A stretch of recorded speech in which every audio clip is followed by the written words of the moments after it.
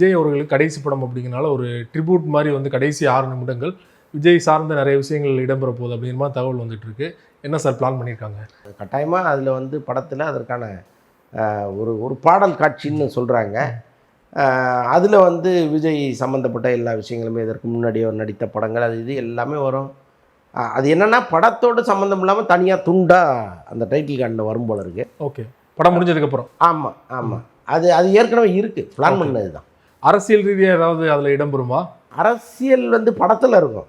இல்லை, அந்த முடிஞ்சதுக்கப்புறமா அவருடைய அரசியல் என்ட்ரினால தான் கடைசி படம். இல்லை, அப்படி பண்ணுவதற்கு வாய்ப்பு இல்லை. அந்த பேசுகிறவங்க வேணால் ஏதாவது அரசியலுக்கு ஒரு வாழ்த்து தெரிவிக்கிறதுக்கு வாய்ப்பு இருக்கே தவிர அரசியல் நேரடியாக அதுக்குள்ளே வர்றதுக்கெல்லாம் வாய்ப்பு இல்லை. வர படங்கள் எல்லாமே 3 மணி நேரத்துக்கு மேலே இருக்குது. படம் வந்து விமர்சனம் ஆனதுக்கப்புறம் படத்தை ட்ரிம் பண்ணியிருக்காங்க அப்படிங்கிற மாதிரி நம்மளும் பேசியிருந்தோம்.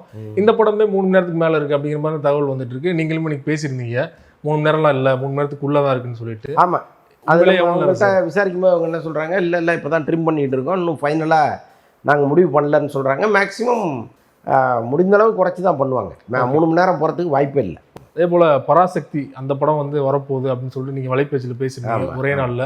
கடைசி நேரத்தில் என்ன சார் ஏதோ பின் வாங்கிட்டு தான் ஒரு தகவல் வருது. ஒரு புறம் சிவகார்த்திகேயனுடைய விருப்பம், இன்னொரு பக்கம் இவங்களுக்கு தெலுங்கில் ஒரு 3 படம் பெரிய படங்கள் வருது, பிரபாஸ் படம்லாம் வருது. அப்போ இவங்களுக்கு டோட்டலாக தியேட்டரே கிடைக்காது.